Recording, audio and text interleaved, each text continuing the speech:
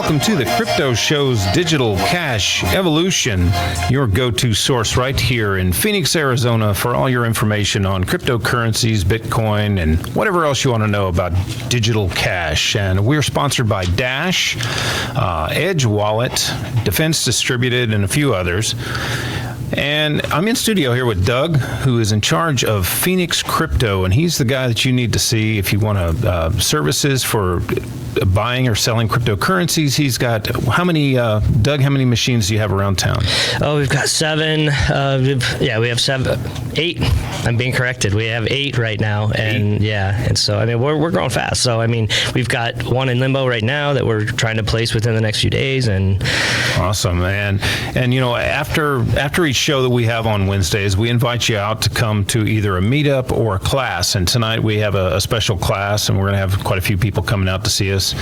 And we hope that you will come out as well to see us. And what's the location there, Doug?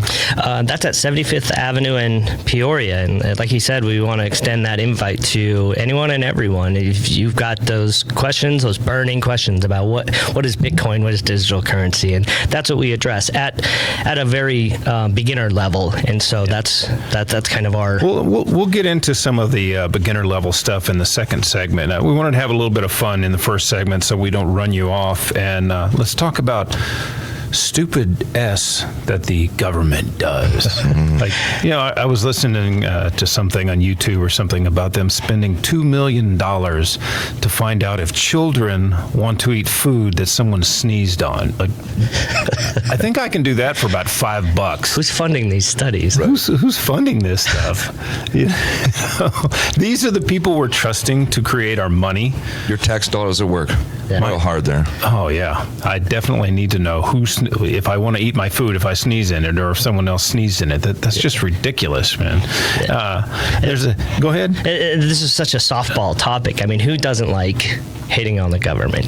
Right. They make it so easy. They make it so easy, definitely. And they're in charge of splitting our money up into a million little pieces, making sure that it buys less and less every day by printing more. If you have an opinion on stupid S that the government does, give us a call at 602-277-KFNX. Like he said, that's a softball one. Who loves the government? Not me. Nope. What's another good one, Doug? You were telling me some of the ones earlier. I mean, there's a guy in Oregon who got 30 days in jail for collecting rainwater in a pond. Like, there's a hole in my yard and there's water in there, so I'm going to go to jail for this? This is ridiculous. You own nothing. These people are in charge of they're in charge of your money. Right. Yeah. You don't own anything. You just rent it here. Yeah. So, I mean, you know, this is kind of, these are the things and the reasons why we love cryptocurrency so much. And money is such a fundamental part of our life and our society. It almost fades into the background. We really don't think about it often. And the deception of that leads to, and the mismanagement, everything almost goes unnoticed by most people because we don't realize how horrible the money system is. It's a giant Ponzi scheme. You know, you give a bunch of rich, wealthy aristocrats power to create and coin money. What do you think they're going to do with it? Right. They're going to enrich themselves and steal from us. Pretty. At least with cryptocurrencies, there's algorithms and such that sets a limit on how much money that we have and how much it's going to be worth. When the government can just endlessly print it over and over, and like I said, it's a big piece of pie. Mm-hmm. And just because you keep slicing it into more slices doesn't mean there's more pieces, but they're smaller, buddy. That's exactly right, and that's the most nefarious part about inflation is the fact that it's unseen. There's a book by Henry Hazlitt called the Economics in One Lesson. I hope I'm getting the right author on that, but he talks about the seen and the unseen, so two sides of a coin, and the government likes to display for us the seen, which is like, look how much good we're doing, look how much we're funding this and that, and the unseen, which is more difficult to quantify, is this money has to come somewhere, and so it's you can't quantify. So it's so abstract. The government saying, just look how much good we're doing over here. It's the whole idea of, we could employ so many people by employing them to dig ditches and refill them over and over and over again, because we're creating jobs. Broken window fallacy. Exactly. So that money's got to come from somewhere, and so that's where Bitcoin comes in. You can't mismanage it, really. You can't print more of it, like Danny said. Well, you can if you're a miner, but you have to work for it. Yeah.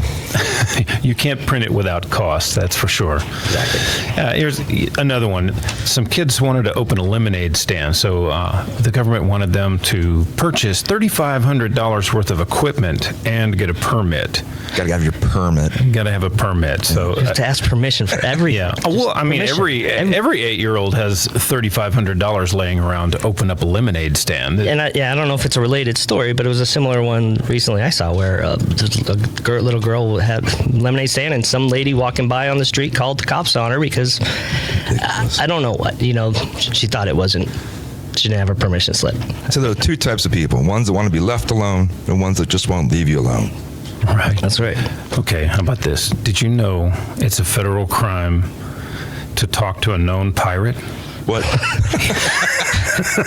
I love that. I think I want to go break that. As soon as we leave I here. know. Do you know any pirates? I do. I do know a pirate. Awesome. Ernie, if you're out there, we're gonna come. We're gonna come and talk to you because we know you're a known pirate. Yeah. Yeah, plug for our friend Ernie, pirateswithoutborders.com. He's got an awesome site. You said you were talking about another event that's going on in Arizona. July 30th. It's called the Jackalope Freedom Festival. Pretty much, we're having the crypto festival this year. We're actually going to bring out an ATM and help people with that. So if you want to buy cryptocurrency out in the middle of the woods while you're camping, we're there for you. And we're sponsoring the Porta Johns. So there's going to be about 12 of them in hand washing stations. It's pretty much a bring your own food, tents, and attitude. It's got to be cool. Yeah, it's going to be a very guerrilla style. We're just going to get a camper out there and throw up a table and bring our own PA system and just like stand up in front of a crowd. That's right. And just start spouting stuff about crypto. No, here's one that goes without saying. Did you know it's illegal to dump raw sewage into the ocean? Yeah, that makes sense. Yeah. Unless you have a permit. So what about taking a dump in the ocean? Right. So you can, you can't, you can't dump raw sewage in the ocean. But if you have a permit, if you have permission, you can go ahead and do it. How is it okay to have a permit? And then, of course, you dump in the ocean, and then you get a fine, and then you take it all the way to the Supreme Court and spend tax dollars taking the case all the way to the Supreme Court. So the cycle repeats. Is permitted waste somehow cleaner than unpermitted waste?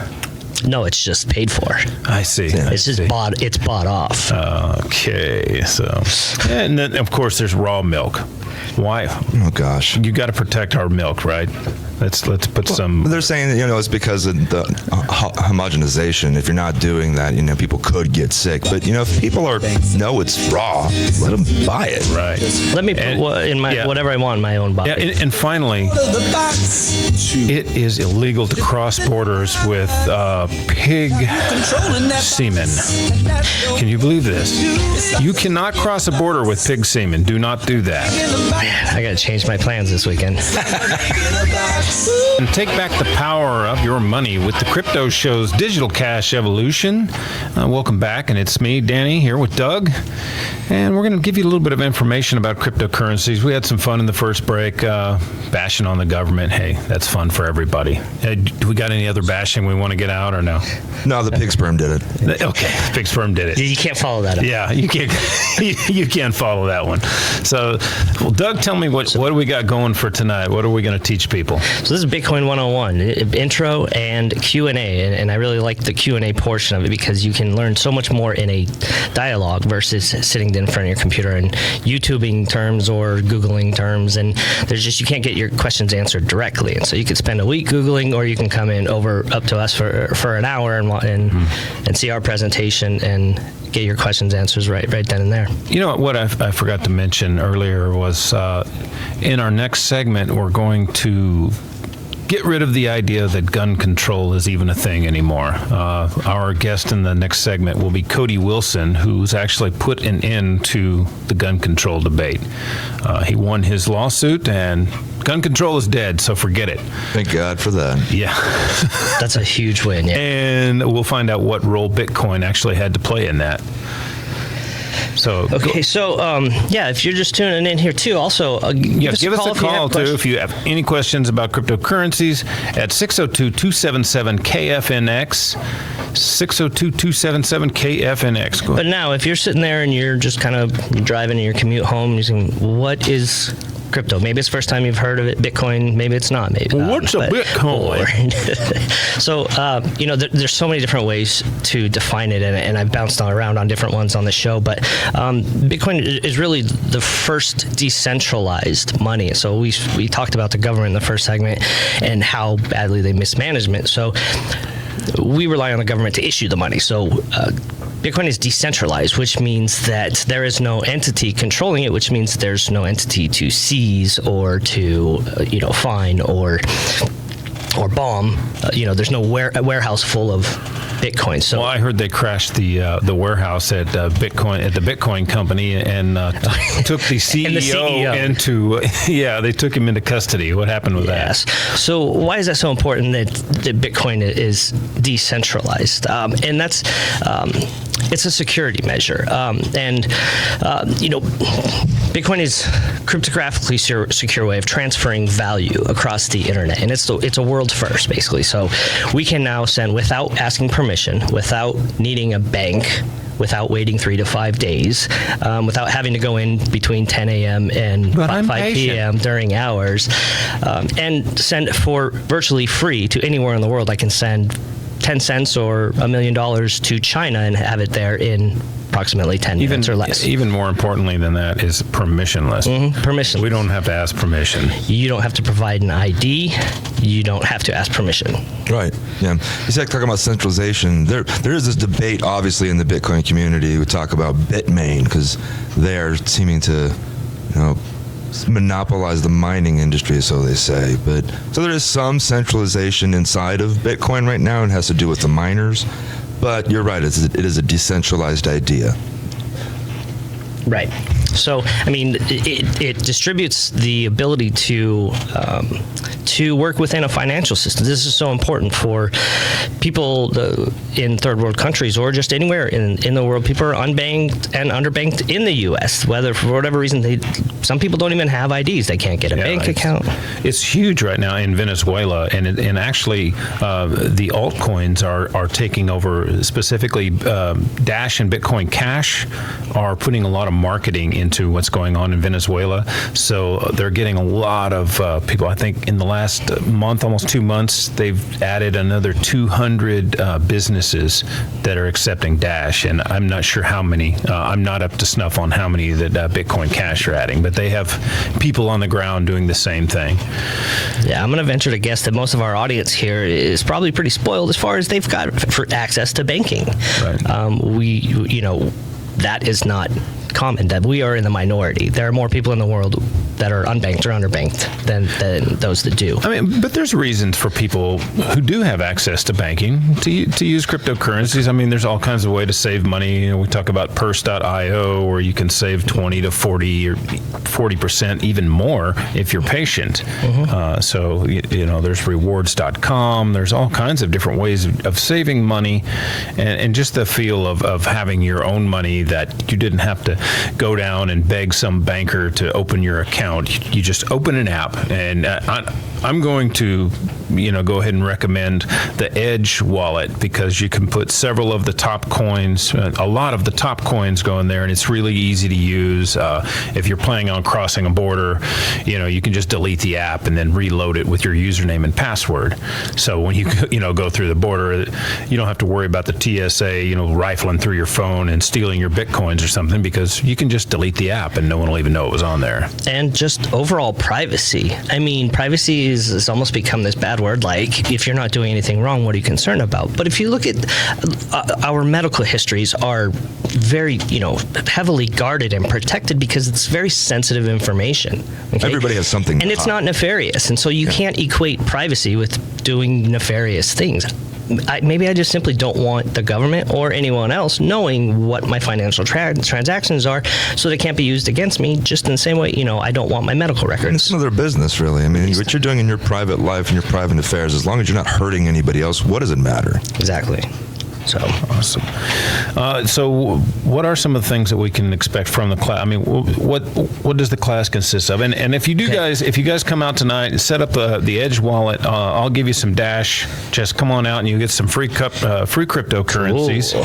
And we'll show you how to use them. And we will have an ATM there if you want to check that out. You can, and if you are just now tuning in, we'll repeat the location again. It's at 75th Avenue in Peoria at Don's New York Pizza. And so that's going to be at 7 p.m. also. So that's 75th Avenue in Peoria. And we're going to talk about some of these definitions that we've probably already been using them without realizing some of these terms we use. We take for granted because we know the terms, but that's what I titled the talk Demystifying Cryptocurrency. Yeah. So we take definitions and we start to explain some of these things like decentralized. And what's the most common starter question you get when someone who's new into Bitcoin comes and asks you something? Oh man, there's such a variety. Everybody has different questions. I don't know if I could think of a single question, but what is Bitcoin? What is it backed by, or how can I trust it if there's no physical coin? And so, and how much of our current money is in physical form? I don't know. It's a very small percentage. Paper? What's paper? Yeah. I mean, I can start a fire with it. I can, use it to toiletries. Right. And, they're going to say things like, it's drug money. Yeah. It's illegal, But I would put that to waste because I don't really buy drugs with it. It's a tool. I do all kinds of other stuff It's with a tool, just like the internet. I mean, you can... I'm not saying I haven't. I'm just saying I don't. Great deal when you do. No, I'm kidding. And the fact is we should be able to, make whatever decisions we want to make so long as we're not harming anyone else. Some people, like the drug war. Some people, they're maybe on the fence about the drug war and say, well, maybe drugs should be illegal. But then you turn around and you say, okay, how do you feel about that law in New York where they said they can't sell you over, 12 or 18, 16 ounce soda just because it's going to make people... And then people... But can I buy 2 16-ounce sodas? Bring your friend with you. It's asking for a friend. Here, this is for my friend. This is my friend. Oh, my God. So, and then people suddenly change tune and they say, well, no, I should be able to put in whatever I want in my body. If I want to drink a 32-ounce soda, I should be able to. And it really is the same thing with drugs. Can I go to the shelf in the back and buy a 2-liter? There's ways around everything. Which is a little bit bigger than the big gulp anyway. There's ways around everything. Yeah. So, it's just like, and when did making drugs illegal ever stop anyone from doing drugs anyway? Of course, it just stops the people that are the good people that won't do drugs anyways from doing drugs. Doesn't make any sense. Well, yeah. Well, at least they've made drugs legal now. Some states. Well, some drugs. Got to have your permission slip here. Yeah. Some people are grandstanding on this as well. Like, look at Chuck Schumer. He's grandstanding on the Silk Road so that he can become senator in New York. And what's this poor kid get out of it? He gets 2 life sentences for creating a website. So, and then what does he do? Here recently, he realizes that the drug war is more popular, legalized marijuana is more popular than unpopular. So now he's actually quoting from the Silk Road manifesto saying that marijuana doesn't hurt anybody. We shouldn't be trying to lock people up for the rest of their lives because marijuana doesn't hurt anybody, man. So he's grandstanding on the Silk Road, and then he turns around and steals lines from the Silk Road to further his career now. As a politician, what do you expect? Yeah. So we'll be right back. Save the day. And welcome back to the Crypto Show's Digital Cash Evolution. And please check out our sponsors, Dash.org. Go to Dash.org and find out about that. That's Dash Digital Digital Cash, and we have a very special guest on the line. And, earlier we were talking about sending value over the internet and what Bitcoin and cryptocurrencies mean that you can send value. Well, our next guest actually has something that's valuable that can be sent across the internet now that he's won a certain law case, and we'll find out more about that. Cody, are you on the line? Hey, Danny. Hey, man. How's it going? It's good to hear from you again. Yeah, good to hear you, man. Yeah. So, I wanted to kind of start off with you about, what role Bitcoin had to play in getting the Liberator going, and then we'll get into more about the defeat of gun control. But cool. Yeah, man. Tell us kind of what role Bitcoin played in getting the Liberator off the ground. This is something I don't get to talk about as much as I'd want. But when we started 3D printing guns, and Liberator was the first gun we tried to 3D print. I mean, this was like 6 years ago now, like in 2012. Mm-hmm. And, we started fundraising with Bitcoin back in 2012, okay? So it was like, hey, folks, give us this thing, Bitcoin. And Bitcoin was still kind of niche, and so people in the Bitcoin forums were like, hey, here's a thing you can go donate Bitcoin to, how cool. And honestly, like, we got so much Bitcoin back in the day that, and I didn't spend any of it because it wasn't really worth anything back then. So after about a year of 3D printing guns, and Bitcoin made that first run up to 1,000, we had we had a lot of money, and that Bitcoin was what allowed me to start an entire manufacturing company out here in Austin, Texas, which you've seen and which used to our crypto show. Yeah, our Austin studio is in the offices of Defense Distributed. So a lot of times you may hear us coming from Austin, and we're there at his factory.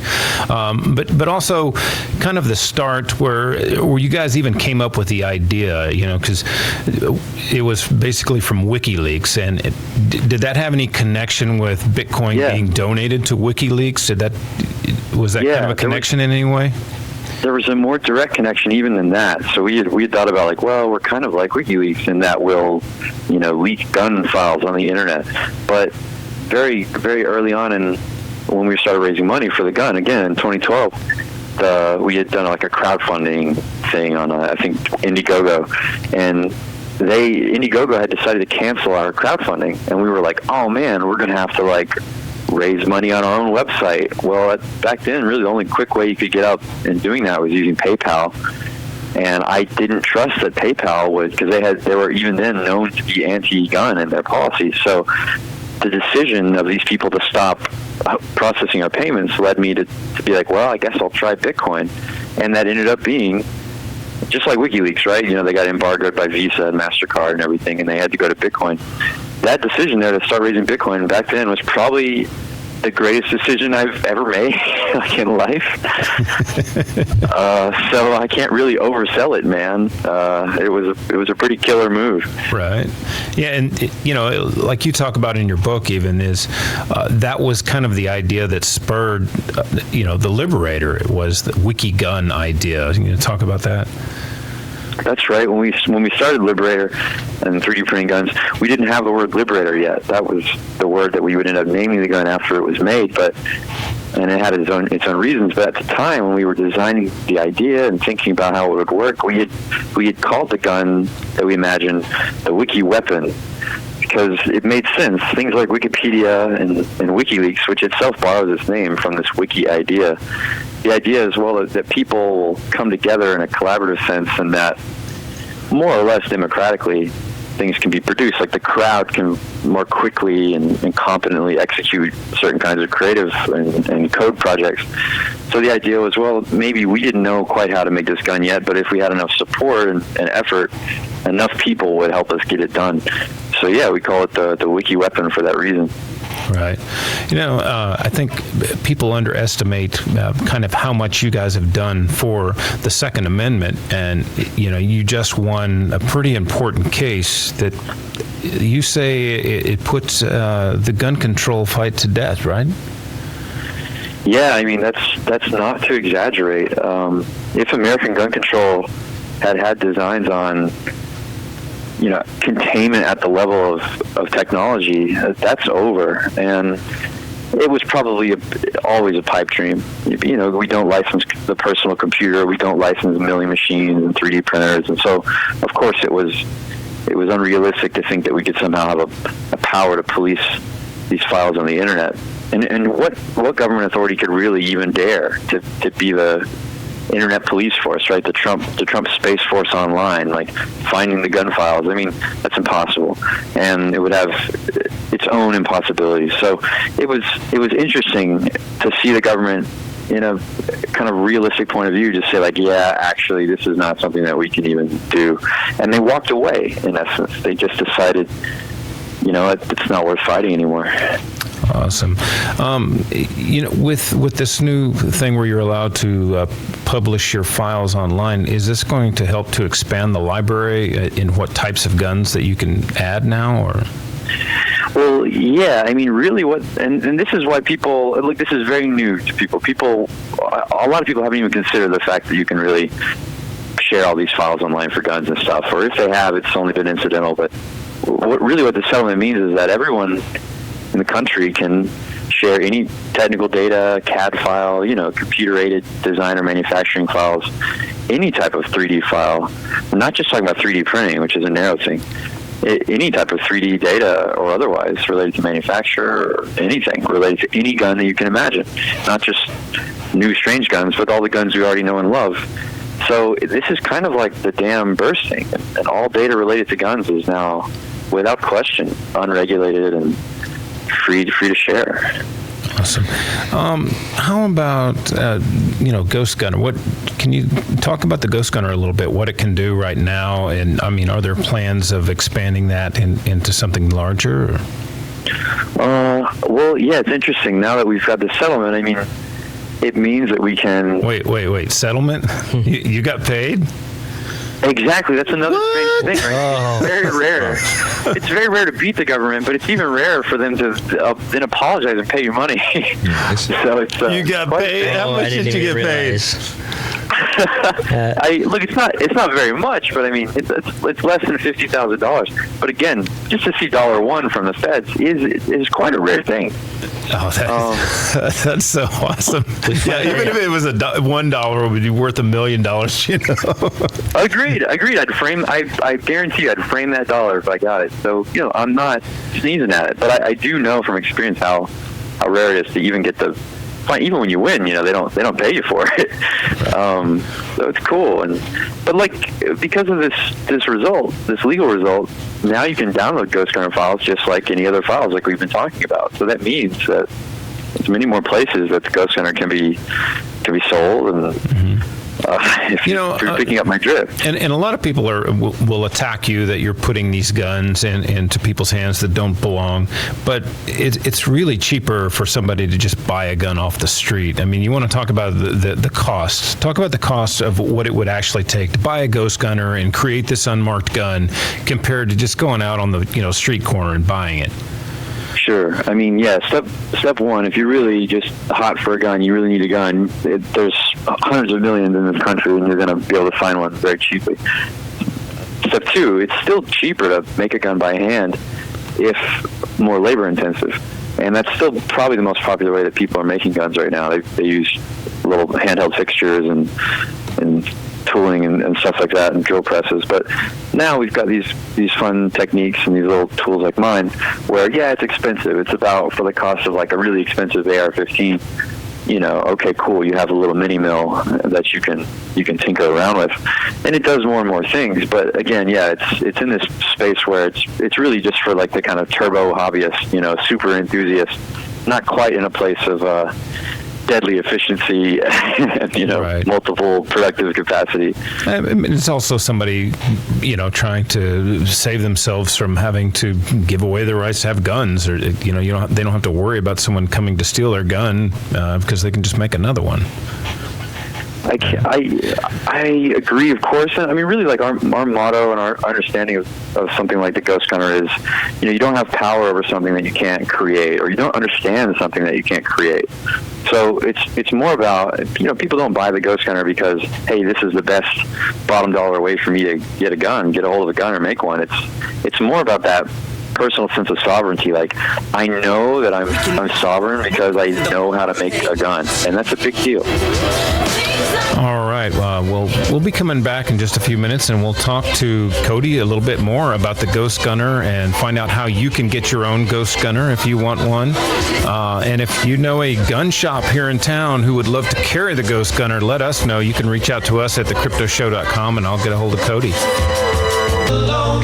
And welcome back to the Crypto Show's Digital Cash Evolution. And I'm here with Doug, and we're talking with Cody Wilson online. But before I get back to Cody, Doug, give us some information again about the event tonight. Okay, at 7 p.m. at 75th Avenue in Peoria. We're having a Bitcoin intro, Q&A, little presentation where we're just going to talk about some of the basics of Bitcoin if it's the first time hearing it, or if you've heard it and you're curious, come on down and we'll answer your questions and also kind of give you a short little presentation. You can get some pizza. It's a perfect place to hang out and learn about crypto. We'll have an ATM on hand. We'll set you up with a wallet and give you some cryptocurrency to get you started. Let's get back to Cody.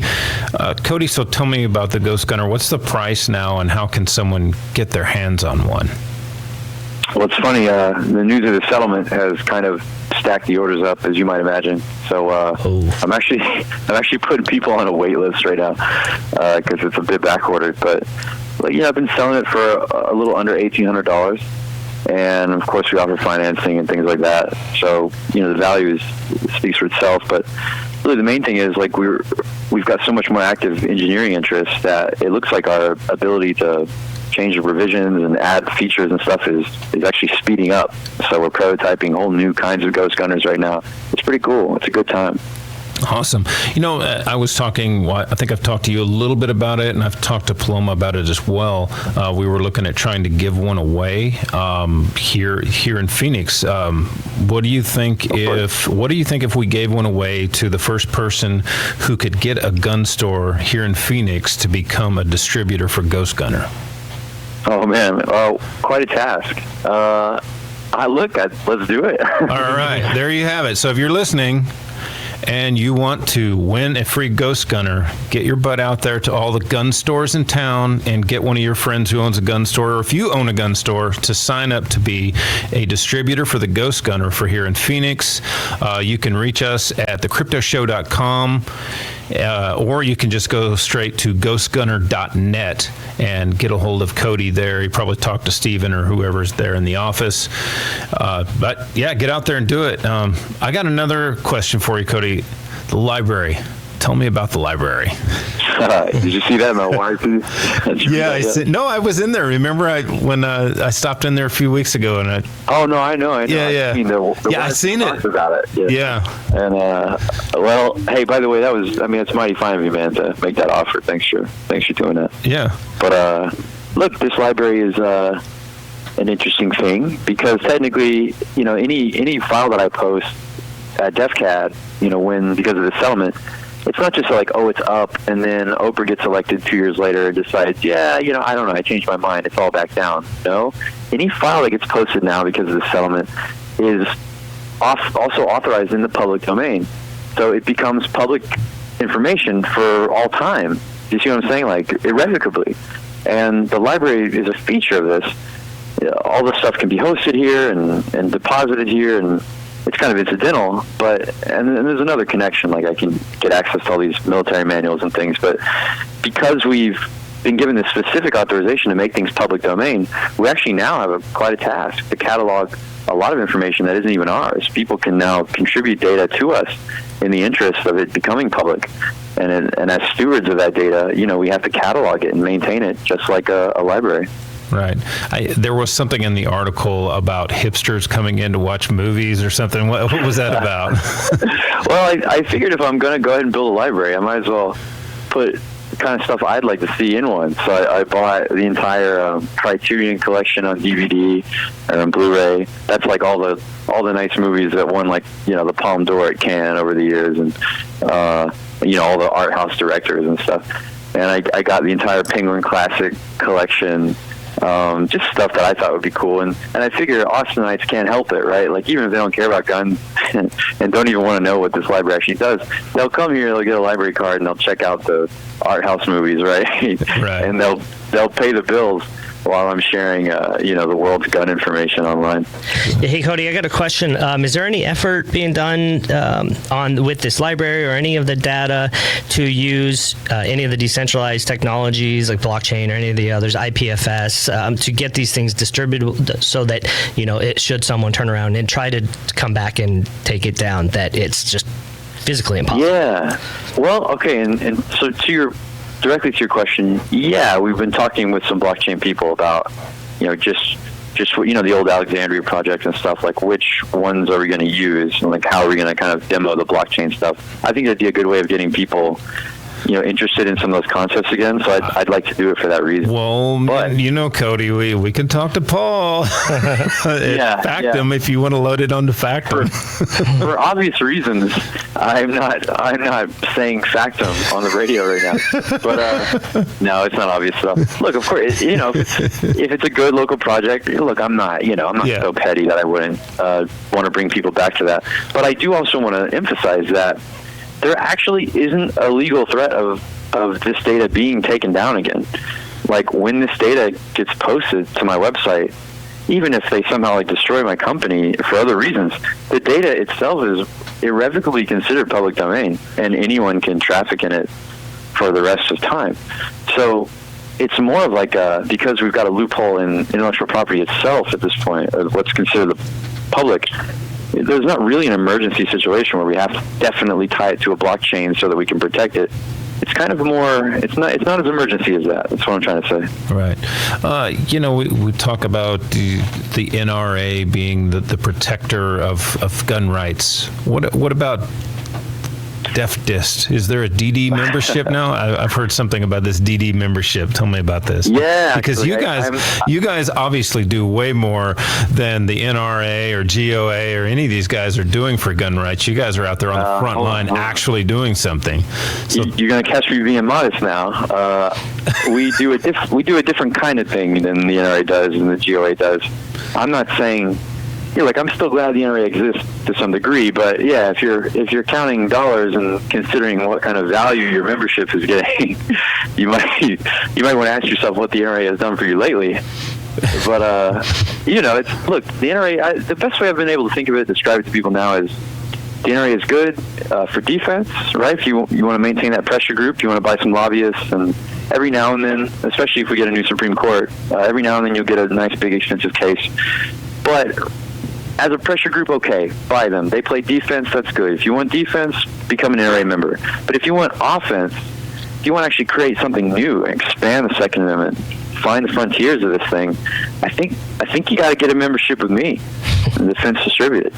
Awesome. And they're pretty cheap. What is it, like $5 a month or something? What's the... Oh, yeah. We offer one monthly at $5 a month. I'm just testing all this out. It's all brand new. I just figured, like, you know, I'm actually in the press right now being like, look, you know, for less than $1 million, I got you like the Second Amendment on the internet for the rest of your life, you know? Well, how much did it cost for the NRA to not do that? Yeah, exactly. You know, by implication, I'm saying, okay, there's some value here. So I offer, everything else is just annual memberships, just similar to the NRA or the GOA or something. Like, you want, you know, like $40 a year or something. I'll give you a membership card, and you know that you're actually building interesting stuff like the Ghost Gun or CNC, or pieces of technology and electrical engineering that have never existed before and that help people make guns, redesign guns, or like in the case of DefCat, I got a whole new website coming up that helps people literally share and collaborate on making and designing guns. So DefCat is back, right? Didn't DefCat get taken down, or? Yeah. DefCat got taken down 5 years ago, and I settled this lawsuit, so DefCat comes back. That's what you got to do, you know, and that's loyalty to your ideals, you know, and I'm so excited to bring that website back, and I think who knows what will happen? Maybe our culture doesn't need it, but I'll try to build a nice resource that the American Rifleman will always be able to go to this website. And he's like, hey, do you want to know about the AR-15? Do you want to download an entire assembly file of an AR-15? Well, here you go. And you just know that you always have that. And I think that'll be really good for our movement, for our industry. I hope. And so I'm trying to build it. Okay. And you can help me build that. We got about a minute left. What's the newest gun that you're going to come out? What's the next item that's on your wish list?